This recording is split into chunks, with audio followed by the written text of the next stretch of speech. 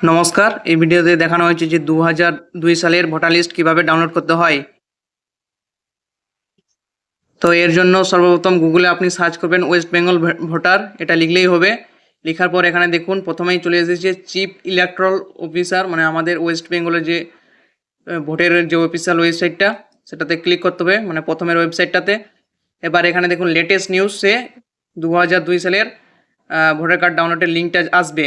এখানে দেখুন প্রত্যেকটা লিঙ্ক দেওয়া আছে, কি কি লেটেস্ট নিউজ আছে। এই যে এবার এখানে দেখুন ইলেকট্রাল রোল অফ SIR 2002, এখানে ক্লিক করতে হবে। ক্লিক করার পর এখানে সমস্ত ডিস্ট্রিক্ট চলে আসবে।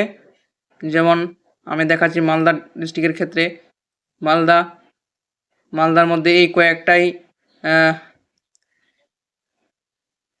নাম দেখাচ্ছে আপনার অ্যাসেম্বলির। তো এখানে আস্তে আস্তে সবগুলো আপডেট হয়ে যাবে।